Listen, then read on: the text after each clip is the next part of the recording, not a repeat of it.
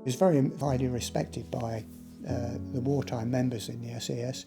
They're the ones who set the original standards. Nowadays you read in the papers about so-and-so's a legend. Well, I don't think they know what a legend is, because these are the people who are legends.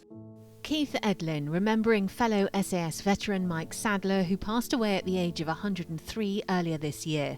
Mike Sadler was an honorary member of the SAS Originals who came together in World War II.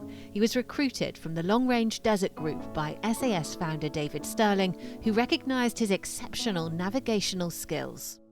One that's talked about most is the raid on Sidi Hanish, where he navigated a vast distance.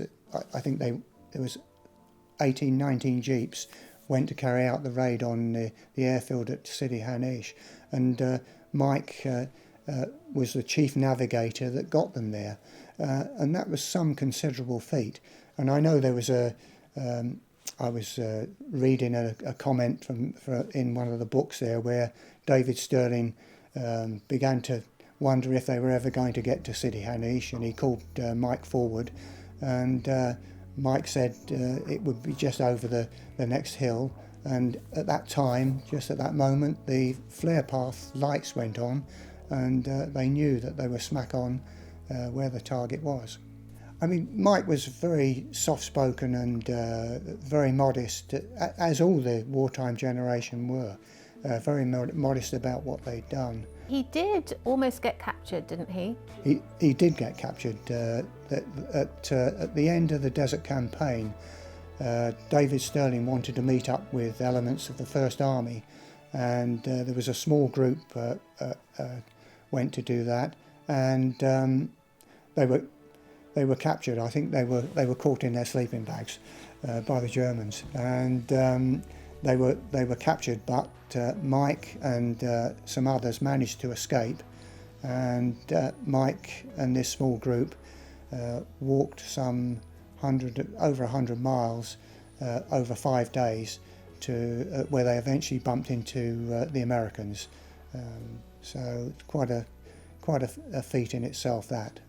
And like the other members of the SAS, was there an element of lacking patience with perhaps the more traditional side of the military and the army?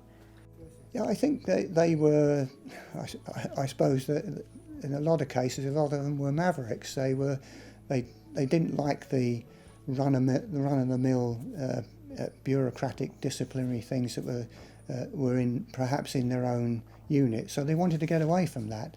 They wanted to go somewhere where they could actually be more active in pursuing the war against the Germans, and they didn't want to be hidebound by petty rules.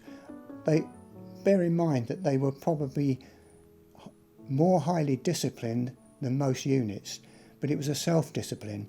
And when you were speaking to Mike in later years, how did he look back on that time? I think the overriding thing is that he liked the desert. He always said he loved the desert. He was sorry to leave North Africa, and I think that had an impact on perhaps what he did in later life. He was a great fan of sailing, and I suppose you've got that same comparison of vast open spaces, and instead of being the desert, it's the sea or the ocean. Thanks for watching. For more from Forces News, like and subscribe to our channel.